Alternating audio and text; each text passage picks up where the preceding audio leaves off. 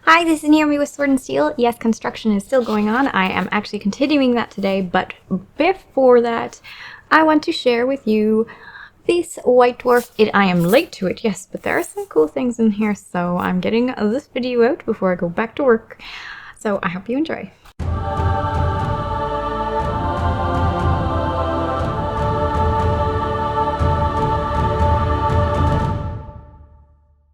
Issue 467, New Edition of Warhammer Age of Sigmar. Designer's Notes and Heavy Metal, The Tome Celestial Sons of Behemat. Warhammer Crime short story. Tactics for Underworlds Warhammer, and much more for Warhammer Age of Sigmar, and 40,000. Oh. The Era of the Beast. Sigmar Mania has swept the land following the arrival of the new edition of Warhammer Age of Sigmar. It's been fun so far. I have to agree. Flashpoint Octarius. A tear out sheet. Whoa. Is this going to be Warcry? No. It's a quick reference. Oh, is it the quick reference from... Oh, look at that. It's an even better quick reference sheet for Age of Sigmar than came in the starter set for Age of Sigmar, because we've got hero phase, movement phase, shooting phase, charge phase, combat phase, and battle shock phase. What happens with command points, hero phase, all the heroic actions, which you have to look at all the time, so that's really nice to have. The arcane bolt, mystic shields, and the command abilities that are all relevant that you have to be paying attention to. And what do we have on the back? We've got a quick reference to monstrous rampage and shooting phase and combat phase, battle shock phase. Oh, well, this is a really nice quick reference, guys. I really like it. It's basically everything that you need to know, in short, to play the game, all on the one guide. Just a little quick, you can read through the book and then you just jog your memory. I really like that. That's really handy. Anyone who wants to play Age of Sigmar and is fairly new to it, or to wargaming, this is a really handy quick reference guide. Best one I've seen recently. So yeah, this is 467. There still should be some left. Oh, I should have opened this sooner. But yeah, if you can get one, grab one. Great for new players. And anyone who's hasn't quite played as many games, or is playing lots of different games. That's why I'm going to be using it. Because once you play so many games, it's nice to have a nice reference guide. Dude, let me just... Okay, so very nice. Thank you, White Dwarf. Very useful. Okay, what do we have? What are you? Ogre Tyrant by Jacob Burley. Quite the fella. Ooh, look at those Screamers of Zinch. Really nice looking. Wow, look at those details. Ooh, well, where's the bases? Well, I guess it's off-site. And you're looking very neat. Wow. Just 4 colors. Really nice. Super nice. The Light of Etherion by Freddie Richardson. Oh, this was by Daniel Ravlik.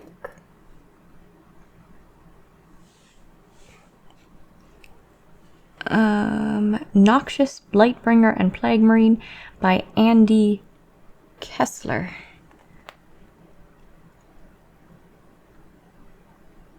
Nice looking, very nicely done. Painting question, Adeptus Sororitas Battle Sanctum. How was that painted? And I kind of see the guide for that right. Oh, well, look at that. Oh my gosh, he's taken a knight's helmet for it. Ah, that is awesome. Wow, now that is a good looking gargant. Wow, that looks lovely. By Fabian Roach.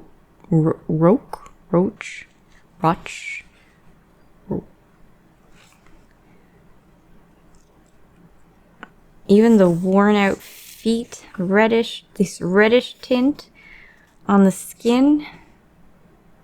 It's great. Looks really good. Love it. Let me just adjust this a wee bit. I'm having trouble. Alright, what do we got? Ooh, the Vulcan.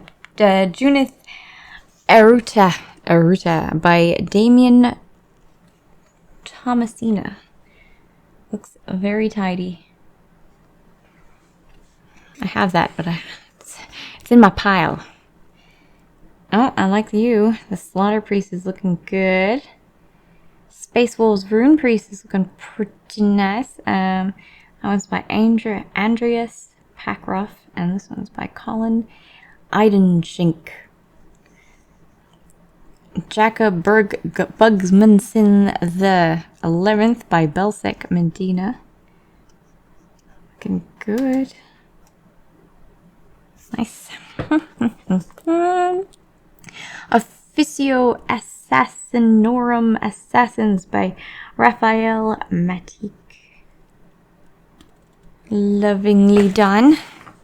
Worlds of Warhammer. Okay, so Worlds of Warhammer delves into the background of the Age of Sigmar and 41st millennium, looking at how stories are created and legends are born, and what story could there be? What greater story could there be than that of the Age of Sigmar? The Sigmarites tell all. I really do like this terrain.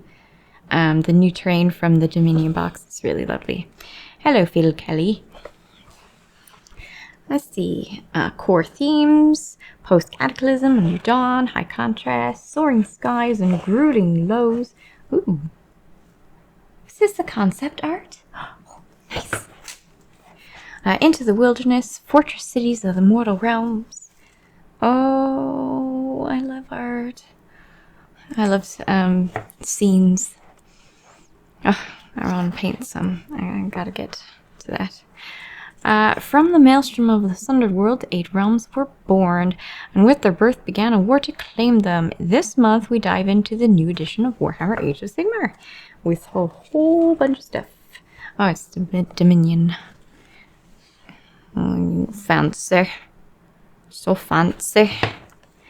The Noble and the Cruel. The Dominion box set is packed full of awesome Warhammer models that we were very excited to take a closer look at. We borrowed a handful of miniatures designers to tell us all about the Thunderstrike-clad Stormcasts and Kruleboyz orcs. Cool. New horizons and new foes, clad in suits of Grungni Forge armor.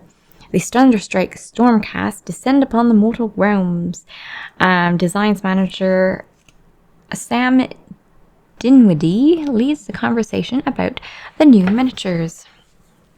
I'm digging it. I'm digging them. This one's my favorite. He's just so regal with his noble steed. I like her too. I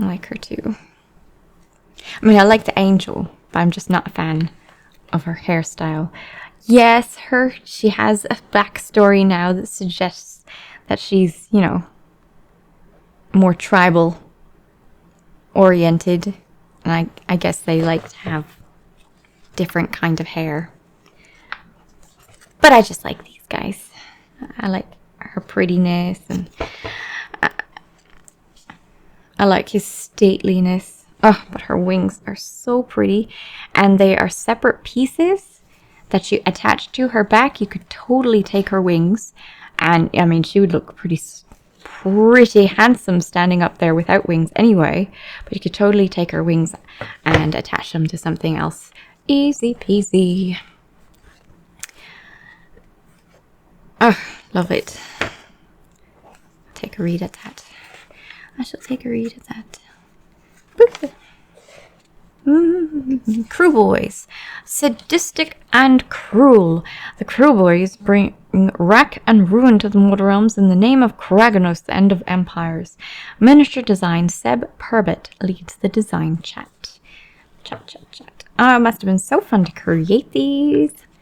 At least I hope it was fun to create these and wasn't too stressful.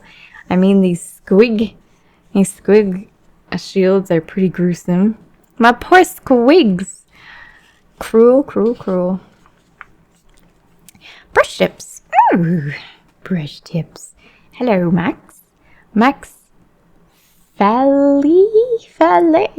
Hi, Max. Sorry for your name brutalization. It's a new column. Brush Tips is a new column hosted by the painters of the studio's heavy metal team. Here they discuss all things paint related, be it color schemes, techniques, inspiration, or something they're painting for their own collection. This issue, Age of Sigmar Dominion. Oh, look at that. Paint swash. Ooh, if you want all the paint colors. Maybe actually all the paint colors for once. Based on the number of them there, might just be it. To paint your miniature. Whoosh, all there. That's nice for this guy. The Killer Boss on Great Gnash Tooth. Who is something to put together. Gonna have to be careful with him. He's got lots of fiddly bits. Ooh, and we've got the color scheme for how to paint Yndrasta too. Should be pretty.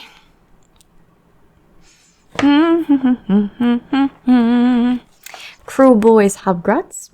This would be the more regular paint splatter. The Dominion box set includes a unique unit type that we haven't seen in for a very long time. Hobgrots. To celebrate the return of these sadistic little gits, we're creating 2 painting guides, one classic and the other contrast.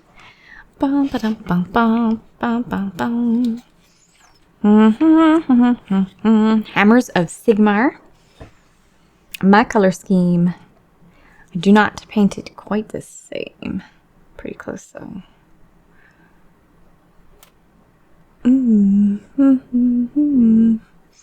Nice. Rules of engagement. Okay, so the rules of engagement, curated by the Age of Sigmar games developers, focuses on the creation, design, and evolution of the rules for Warhammer Age of Sigmar. With a new edition of Warhammer Age of Sigmar out, what better time to look at the rules changes? Sam Pearson goes over with Jess Bickham the various important rules from the sounds of it.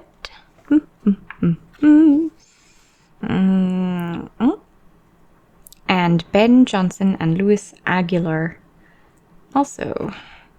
10 small changes with a big impact. Oh, I did that sort of thing. I did a video on that. I wonder how close was I. Reduced rerolls. Never noted that, but that's, I guess, okay.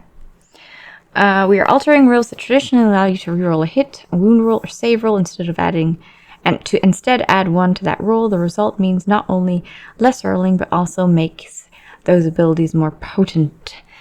Yeah, I do remember that somewhere. I think it was the...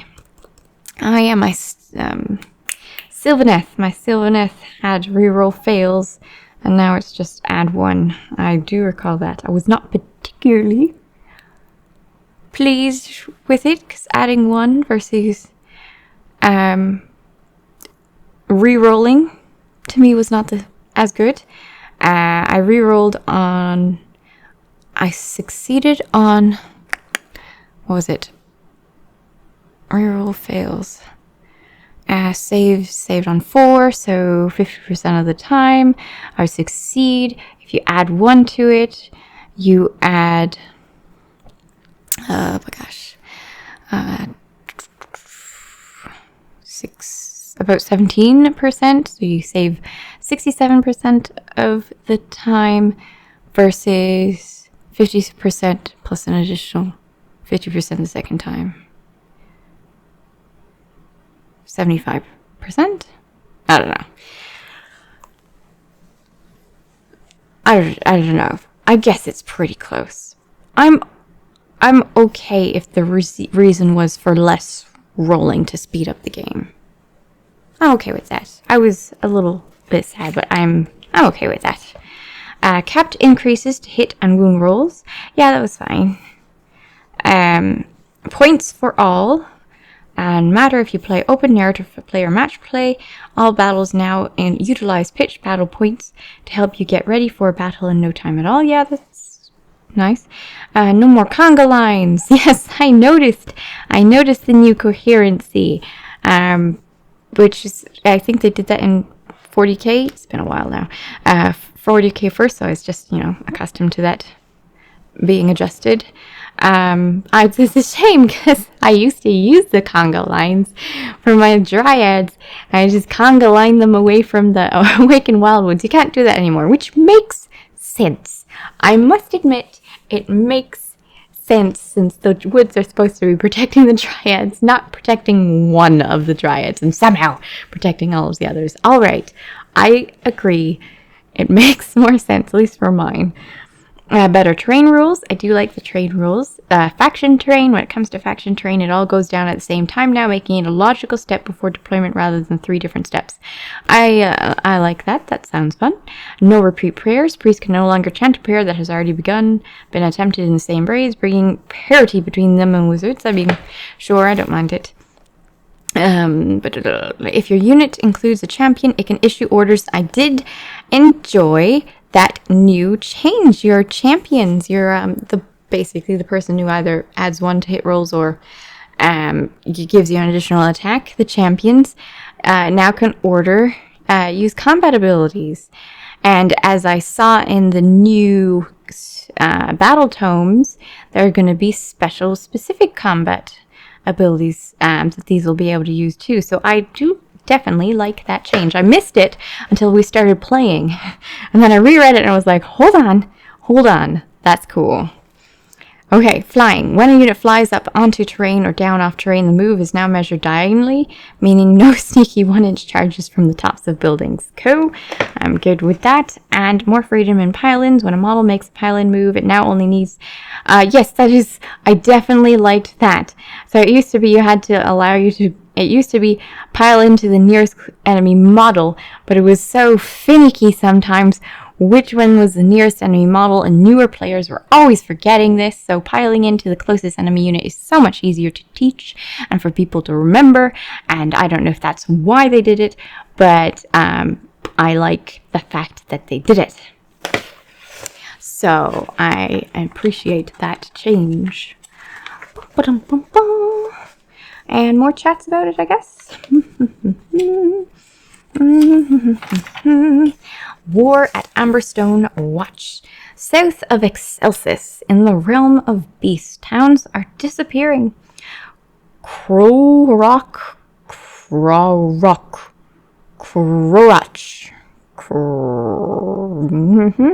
Creek, K Creek, has been swallowed by marshland. Salzagor's hope is now devoid of life. Now the Stormcast Eternals march for Amberstone Watch, where a cruel and devious foe awaits them. Oh no, not a cruel and devious foe. Whoever could it be? Dun, dun, dun, dun, dun. Why is it Kruleboyz? By golly. Oh, it's a battle report. Oh, I can't ever give away the battle reports. Ooh, okay. Flashpoint Clash. The Illuminant... Focus. Thank you. The Illuminant Realm. The lambent realm of Hysh is known as a place of enlightenment, both physical and mental. In its 10 shining paradises, symmetry, reason, and the rewards of wisdom hold sway, yet even the brightest lights can cast a shadow. 10 shine symmetry. Interesting. How much symmetry? Like super, super close symmetry? General symmetry? I mean, too much symmetry could be dangerous, can't it? On the other hand, even the brightest lights cast a shadow. Dun, dun, dun. Oh, I love maps. I gotta do the map of all the worlds. want to do that. Emetrica, land of 1,000 peaks. 10 paradises of Heesh. Luminous visions. The lands of Heesh are wondrous to behold, though all have been scarred and brutalized in their own way by a history of violence. Emetrica and its neighboring nations host a great many notable landmarks, sites of beauty or lament, or often both, that the luminous realm lords would seek to make whole once more.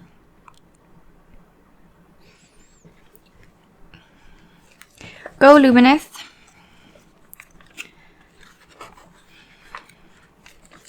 Term Celestial. Alright.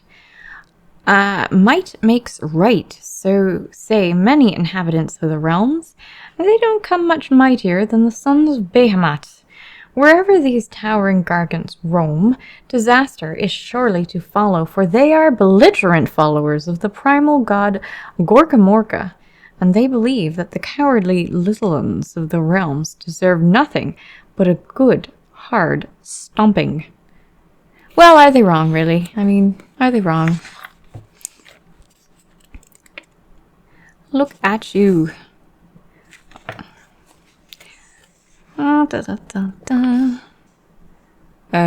Interesting choice of placement. The era of the beast. Earthquake god. King Broad. Muscle for hire. Battle Tome. Sons of Behemat. Oh, an update. Okay. Oh, an update for the new edition. Got it. Oh, neat. Okay, so guys, Sons of Behemat peoples, we've got an update. You're probably already aware, but I'm just late to the game. Core battalions, match play, grand strategies, paths of glory, the stomping of Mata. So we now have 2 core battalions, which require at least 2 Mega Gargants, and can't have any of these guys in it. But there's also Foot Sloggers, which require at least 2 non-Mega Gargants. Ouch. Man Crushers. That's the name of them. All right. So, this one gives you Unified. Oh, they both give you Unified, 1 drop deployment, which is all right, I guess. I don't see how you wouldn't succeed on it anyway, with the size of armies that you have. And then we've got the Mega Guards are magnificent. When you pick enhancements for your army, you can pick an extra enhancement, okay? And Man Crush 1 is Swift. Once per battle, 1 unit from this battalion can receive the at the double or forward to victory command without the command being issued and without a command point being spent. Once per battle. Alright.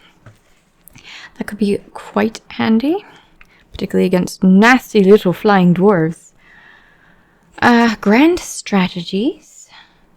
Battle tactics. That's mine! Pick 1 objective on the battlefield wholly outside of your territory. You complete this tactic if that objective marker is kicked away and is wholly within your territory at the end of the turn. That sounds awesome. Cute. Path to Glory for building up your stuff. The Stomping of Mata. Is that a place or is that just a nickname of... Okay, it is a place. A warmongering gargant stomp is rampaging across Emetrica near Seaport Mata. Doesn't matter. A trading hub for Aether Quartz and other magical treasures. Local Lumineth forces, because they do like their Aether Quartz, have mustered their defense for the gargants must be stopped at all costs. You gonna be so squished. So squished.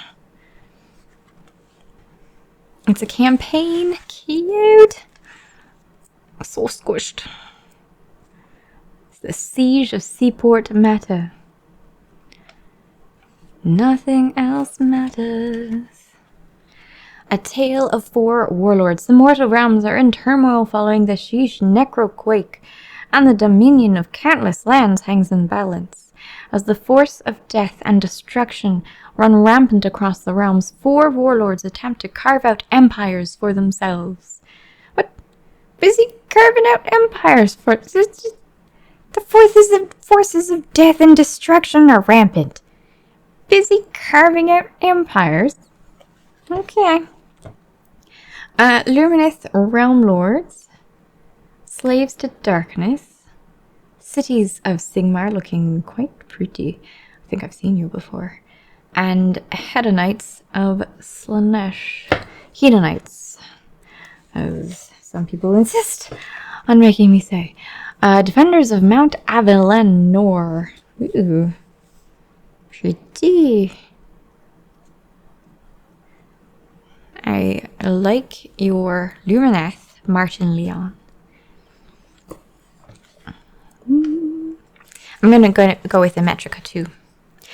Umnai's Wrath. Miyuki Folks. Wow. Vibrant, pretty. Pretty.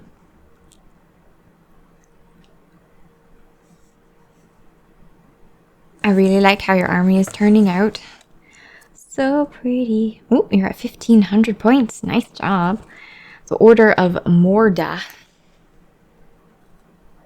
Yes. Very nice looking. 1,500 points. Warriors of Hallow Stone Hold by Rich Packer. Ooh. Tell me, how long did that take? And is it on every shield? Or just that shield? I don't see anyone here with it. Oh, it's on that guy, isn't it? Yeah, that guy. I like that guy.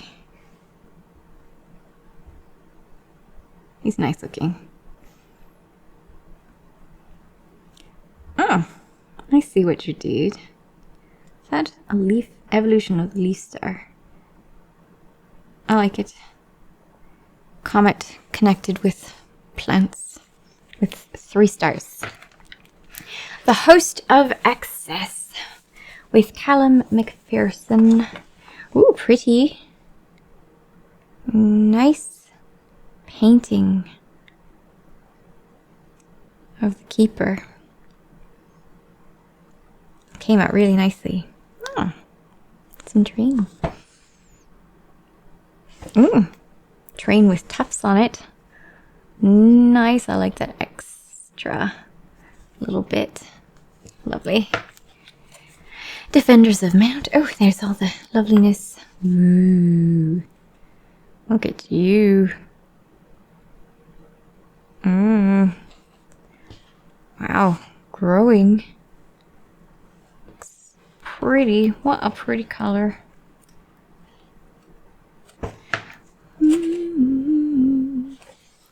Ah, oh, this guy. So intense. Like you. Oh my god. Oh my goodness. So pretty.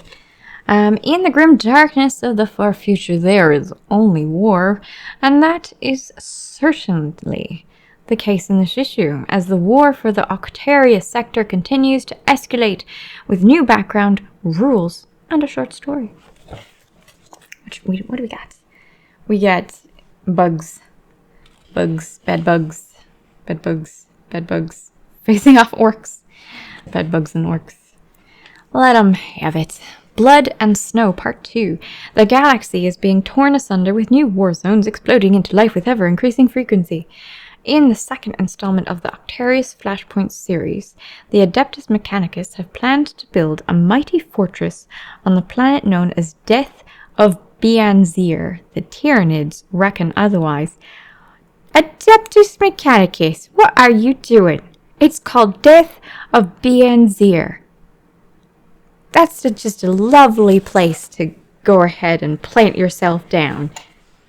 No, not flowers of paradise. Death of Bienzer, but you know, Flowers of Paradise would definitely be a worse place. At least you know what to expect, right? Here, Xenopurge. Kill Team Galil of the Death Watch and a squad of heavy intercessors from the Dark Kraken's chapter face a Gene Stealer attack on Prometheum Hub 17PZ5. They must eradicate the alien menace threatening the underwater facility, but their foe is cunning. I do enjoy the new Kill Team that has a little Kill Team box called Kill Team Fire Team that has a bunch of little pre-made cards and information. I like cards and information laid out so you can use it right off the bat. Bianzir's Hollow. The war in the Octarius sector has begun. The Tyranids, by the way, I will be doing a little video on that great board game. What Kill Team... If you're going to play Kill Team, you should grab the Kill Team Fire Team if you think that the rules might be a bit much, because the Kill Team Fire Team has the rules for Kill Team in it, but in a much easier to follow fashion. I like it. I do. It was fun. Played a few games. Gonna talk about it soon. Bienzir's Hollow. The war in the Octarius sector has begun. The Tyranids of High Fleet Leviathan running rampant across countless worlds. On death of Bienzir, desperate battles are being fought over mountains, beneath the seas, and across treacherous ice flows. Iconic paint scheme of the Tyranids. Ew. Van Antwerp. Or is it a Zoanthrope? No. One of the two.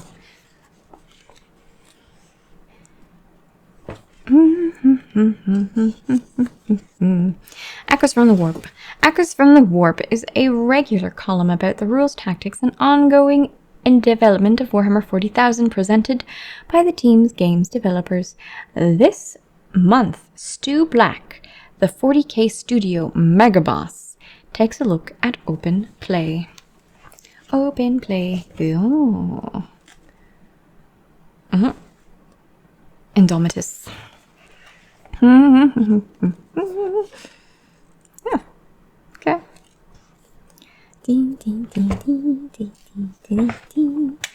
Grit in the Reels. Grit in the Wheels. Ooh, it's the Warhammer Crime, but it's super interesting.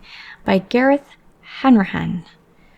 A dangerous cult has emerged among the sprawling hablocks of Varangantua. Okay. Only an understrength team of sanctioners stands in its path. Oh no. The finger is on the trigger. Now is the time of fire. And to fire.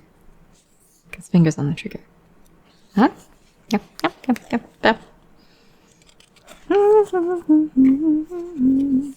Glory Points. Glory Points is our column all about Warhammer Underworlds Dire Chasm, curated by the games developers of the Box Game Studio. This column delves into the development of the game, plus rules, tactics, and gameplay. This month, more on warband design with John Bracken. Cards, objective cards, aggro, objective token play, weird objectives, gambit cards, upgrade cards, end phase. Path to Victory. In this Path to Victory article, the game's developers of the Box Game Studio show you how to reap a mighty tithe.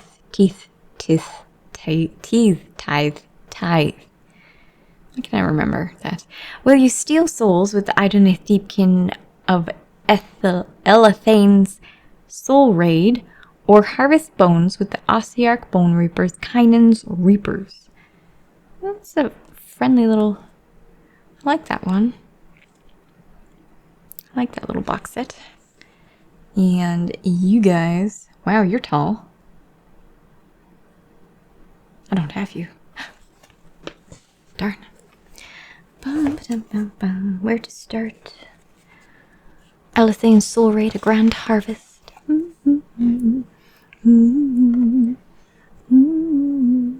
Fishy, fishy, fishy, fish. Fishy, fishy, fishy, fish. Bum, bum, bum, bum.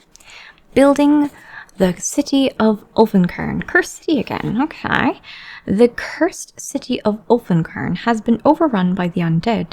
Its populace cooed by the half-feral vampire Radikar the Wolf. Here we look at the tiles that make up the alleys and chambers of Radikar's domain. Okay, I'm good with that. Explaining what they are, that's nice. Alleys and hallways, the throne room, the marketplace. Punishment row. Special rooms representing the realms. The graveyard. Mysterious objects. Shaish, the menagerie. And Gur, the alchemy lab of Shaman. The smithy of Akshi. Okay. Smithy was a shoo-in to represent the realm of Akshi. Okay, representing the realms. Interesting. Sure, okay. And in summary, we hope you found this article interesting. I will be going back through it because I like that. That sounds fun. So I do appreciate that article. Thank you. Layer of the Archaeotech. The mechanical eye of the House of Artifice has fallen upon one of its lost sons, the mad Archaeotech Cavus Drune, and the Van Saar mean to bring him to justice. Here we present 3 linked scenarios for you to play through your Necromunda games. Cool. Power lines, new rules, field test, rogue Archaeotech. Sounds fun.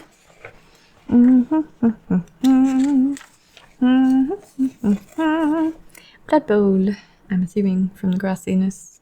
Inside the studio, as we come to the end of the magazine, we take a look at the games people have been playing and the models they've been painting in the studio over the past month. This month, Blood Bowl teams, heroes, planes, mighty walkers, and some titanic terrain. See. Woo!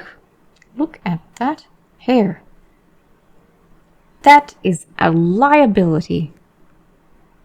Just saying. Hobby bingo. Who else is playing? Matt Hudson, Jonathan Stapleton, Ben Humber. Ben Humber! Now, mister, you only got 5. Did you start late? Once more to work on Thundrix Profiteers.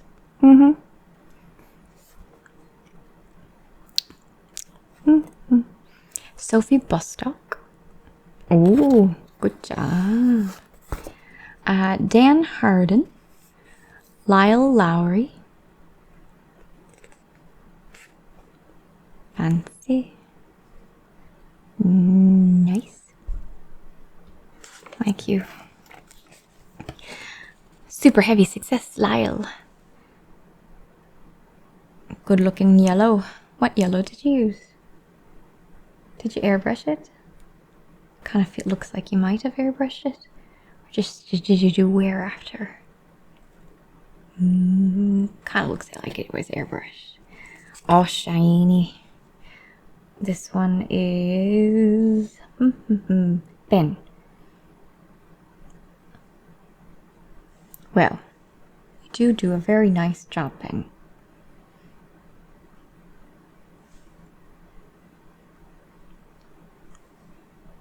Nice. A Warzone in the making. Ooh. Cool. I really like that. I like it. Very nice. Who did this, Matt? Like it. Oh, that's it. Ooh. Archaeon. Looking good. Oh, that was fun. Thank you all. Alright, thanks for watching. I hope you enjoyed. Time for me to get back to work. There are two different sizes of drywall, so I've got to do some preparation for that because I only have half-inch. Only have half-inch drywall, not 3/8, because the island does not have 3/8 drywall, so that's gonna be great fun. Alright, thanks for watching. I hope you enjoyed. Like and subscribe if you did, and I will see you later. Bye!